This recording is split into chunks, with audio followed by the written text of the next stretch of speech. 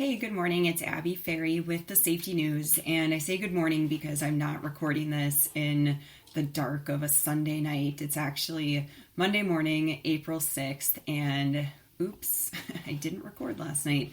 So usually I wake up in the morning and flip on my safety news. And I saw this morning, I really didn't want to talk about just coronavirus, but all the safety news headlines are all directed to coronavirus. So the first headline I see is that employees are concerned that some North Texas employers are not doing enough about coronavirus.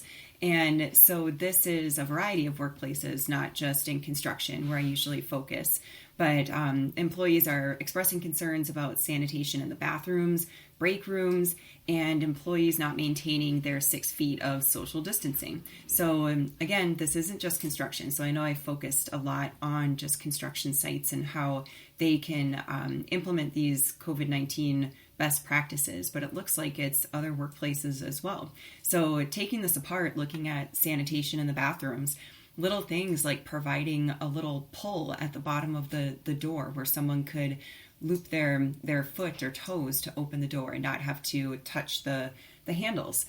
We've seen this in restaurants and other public places for quite some time, but it's something that you should look into, maybe rigging something up for your workplace. There's actual products called, I think, a foot pull, P-U-L-L, that can be purchased on the market. You can look on Amazon or a hardware store, or I've seen people fashion them themselves.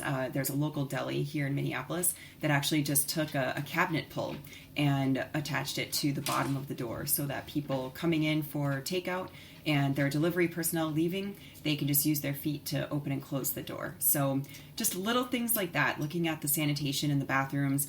Break rooms, that's a big one. I've seen people talk on social media about removing common water coolers, and this seems like a no-brainer, and encouraging workers to bring their own individual water bottles, or if you as an employer typically supply individual water bottles, you could now provide, if you usually provide a water cooler, you could now provide individual water bottles. Now, keeping in mind that providing individual disposable water bottles is now going to create another problem of more trash, or recycling. Hi. Got it. Thanks, Mos. I'm her daughter. Yes, she is. All right, so looking at that water situation is a big deal, and make sure that as you're creating more trash or recycling, that now that trash and recycling gets removed more frequently from the work areas, and people that are removing that trash and recycling, that they're wearing gloves and other adequate PPE to make sure that they're protected from any issues there. The other issue is social distancing. So I realize that in a lot of workplaces, people need to work in close proximity with each other. Sometimes it takes two people to do specific jobs. But whenever possible, we've got to maintain that social distancing. Studies are showing that that is one of the biggest precautions that we can take. And it's likely, it seems on the surface, that's the dog, seems on the surface one of the easiest precautions that we can take as well.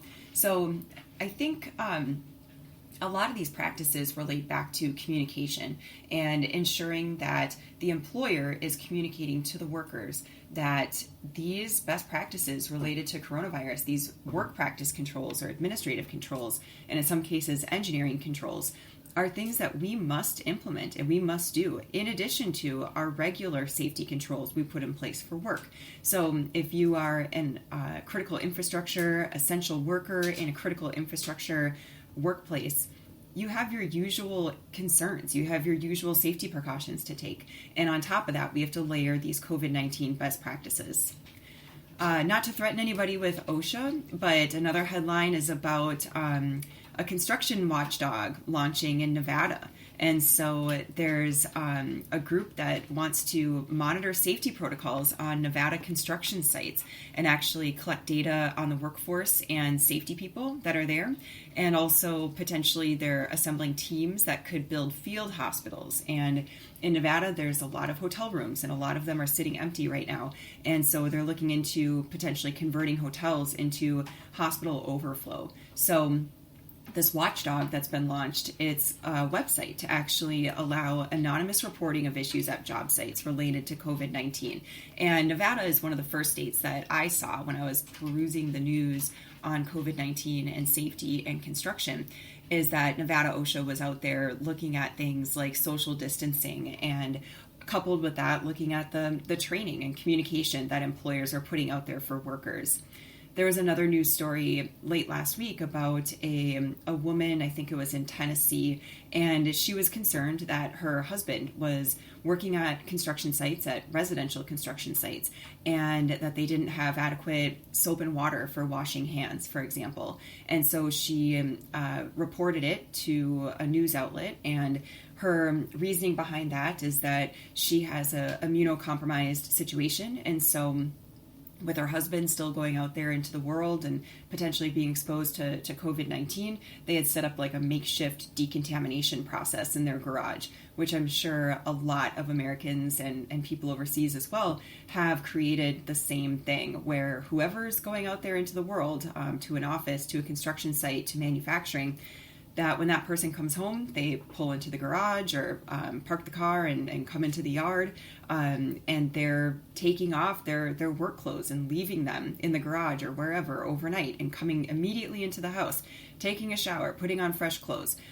People are taking these makeshift decontamination processes, some of it based on science and information, some of it based on maybe safety training they've had in the past, like HAZWOPER training. I know several of us have been through HAZWOPER training in the past, and although we weren't technically hazardous waste workers, we would apply some of those principles to our regular work. So I'm seeing and hearing people doing these types of practices. And so related back to this woman in Tennessee who was concerned about her husband and the lack of running water for washing and whatnot, it just comes back to me that likely there are issues at that construction site, and maybe the employer has taken some proactive steps to do things about COVID-19 and maybe has communicated to the workers, but it's not enough. And whenever I've heard in the past, forget about COVID-19, really anything, I've had those calls or emails from concerned spouses of workers.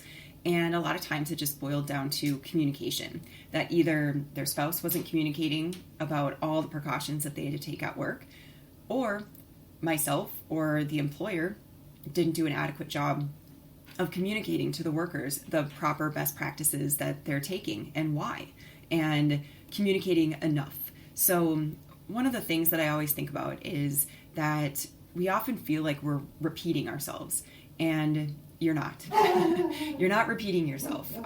People don't hear every single thing you say every single time you say it. So you will have to have some level of repetition in your safety messages, especially now with the COVID-19 best practices layered on top of your other best practices that you must do. It's important. So just keep the communication going. At my employer, we've talked about over communication, and that really is key. You've got to find that right balance of communication, and the only way you're going to find it is by keeping up the communication. So these times do call for extra communication to the workers. Speaking of other communication, another headline is Oregon OSHA has received reports of fraudulent activity related to COVID-19, where they've had people pull up to job sites, usually construction sites. The people are claiming to be compliance officers and attempting to issue fines.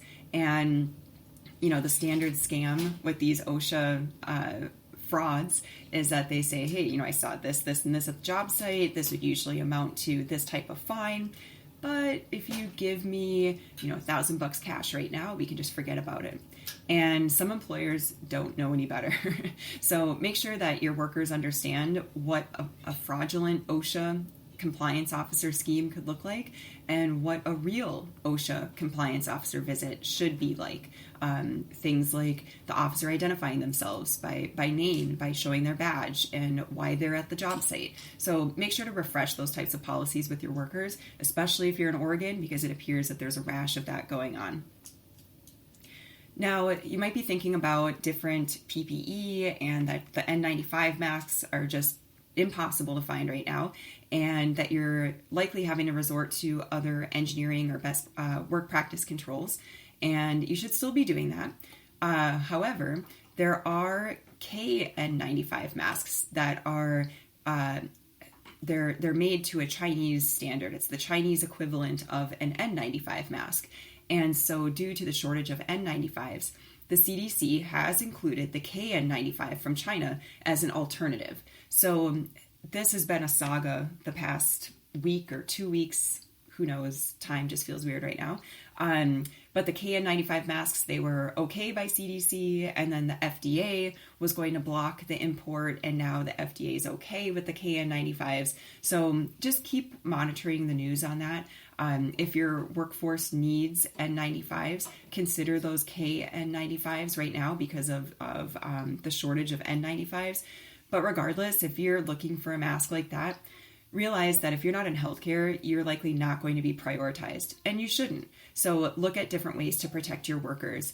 I posted a blog last week about the hierarchy of controls and how it's related to COVID-19. And the example was just going to the store.